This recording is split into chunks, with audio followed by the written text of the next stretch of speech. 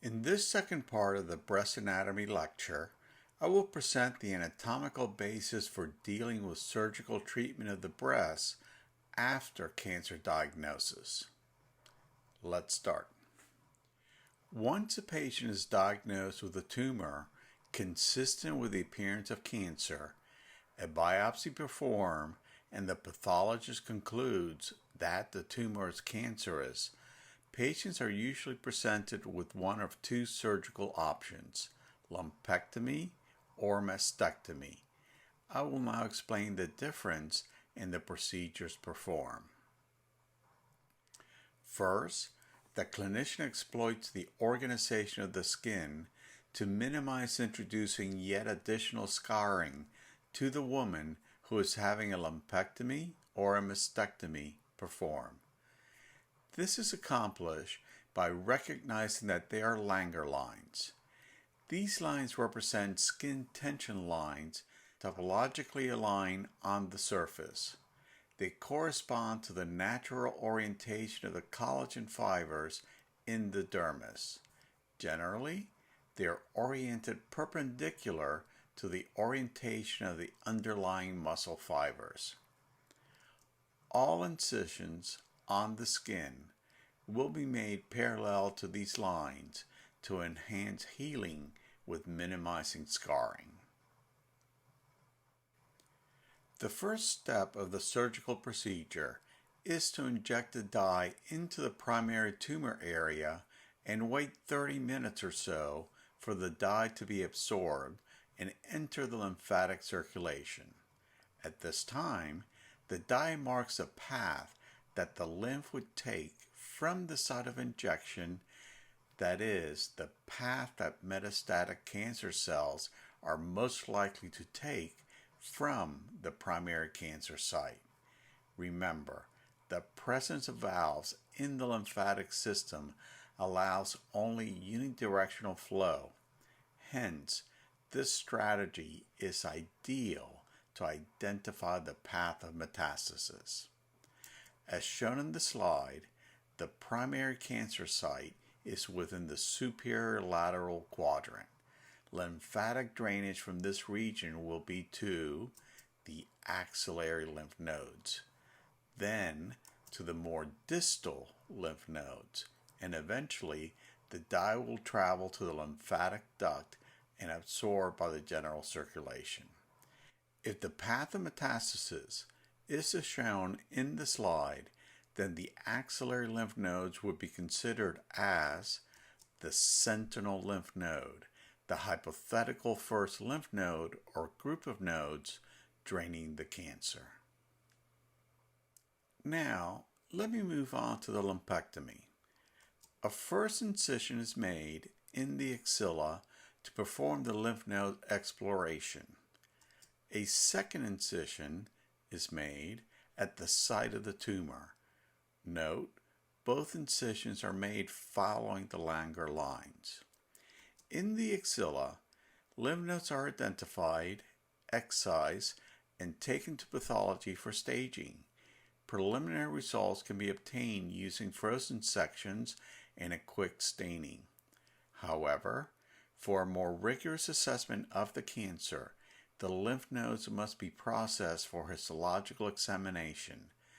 This will not be described in this video. The surgeon then turns to the site of the cancer to excise the tumor in some margin of tissue. Note the pectoralis fascia. In a lumpectomy, the surgeon stays completely within the breast tissue, specifically in the subcutaneous area. In a lumpectomy, good news is shared when the surgeon can positively state that the patient had a good margin. That is, when the tumor was excised, there did not seem to be any spread of the cancer. Of course, the final diagnosis cannot be made that the patient is cancer-free with utmost certainty until the pathologist has a chance to rigorously examine the margins at the histological level. After the lumpectomy, it is important to note that radiation is required. The radiation can have tremendous impact on quality of life, and this is the principal disadvantage of a lumpectomy. The alternative to the lumpectomy is a mastectomy, when the complete breast is removed. First, a double incision is made above and below the nipple, and this incision will be expanded into the axilla. Next, as shown in the right-hand image, the entirety of the breast is removed en bloc, including the nipple and areola. The pectoralis major muscle is retracted to gain access to the axilla. Retraction of the pectoralis major muscle, as you will clearly see in your dissection, exposes the pectoralis minor muscle. The fat within the axilla is removed to then expose the axillary vessels, the axillary vein and artery, and additional axillary lymph nodes. Because the procedure is much more aggressive in a mastectomy, surgeons generally identify the long thoracic and thoracodorsal nerves, the latter not shown in the slide, prior to removal of the breast tissue to avoid damaging them. If the long thoracic nerve is damaged during the surgery, then the action of the serratus anterior muscle is impaired and the patient develops winged scapula when trying to push against a wall. There are many advantages to performing a lumpectomy versus a mastectomy, and I have listed them here. You can stop the tape to read these. Of course, there are also disadvantages. The principal advantage of a mastectomy is that women do achieve a peace of mind when they opt for this procedure. Again, though, there are disadvantages with this procedure. If you wish to learn more about these procedures, visit the website breastcancer.org, from which I obtained the information listed in these two slides.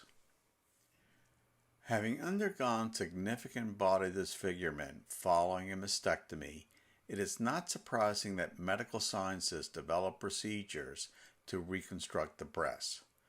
One such procedure in common use is known as the transverse rectus abdominis muscle flap, or tram flap. This procedure takes advantage of using the woman's own tissue to perform the reconstruction, and improvements are constantly being made to the procedure. The tram flap is generally performed immediately after the mastectomy by a new surgical team consisting of plastic surgeons. In this procedure, an oval incision is made in the abdomen and the distal attachment of the rectus abdominis identified. The inferior epigastric artery is identified as it enters the posterior rectus sheath at the arcuate line and ligated. The rectus is then severed from its attachment.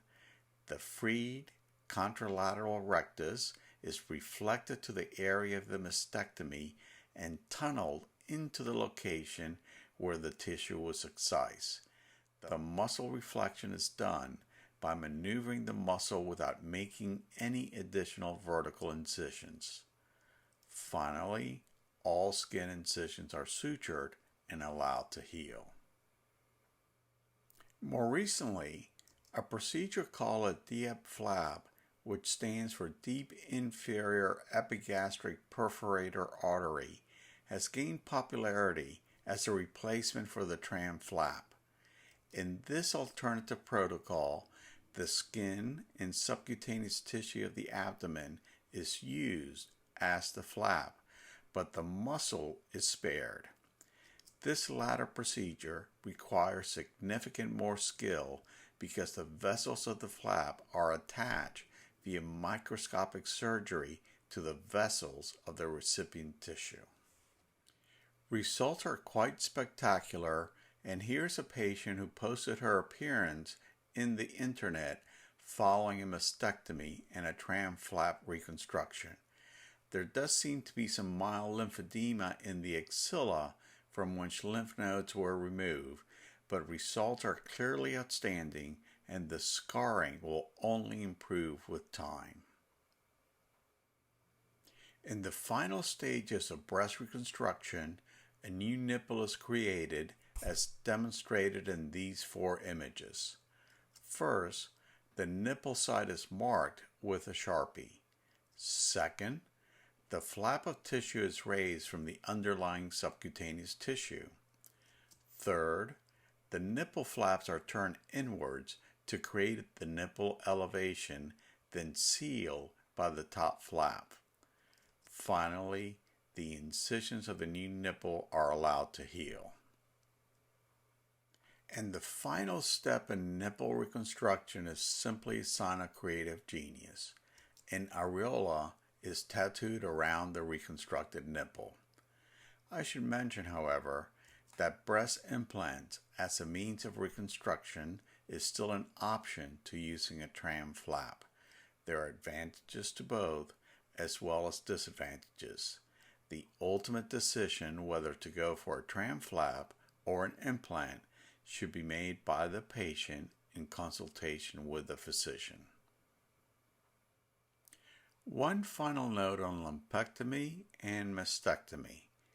If lymph nodes are removed as part of either procedure, some form of lymphedema should be expected by the patient. It is difficult to believe clinicians' claims that they do not experience lymphedema in their practices.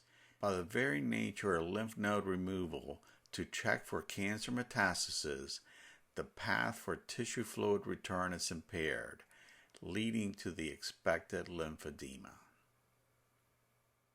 This now concludes my presentation on the female breast, breast cancer, and the reconstruction of the breast.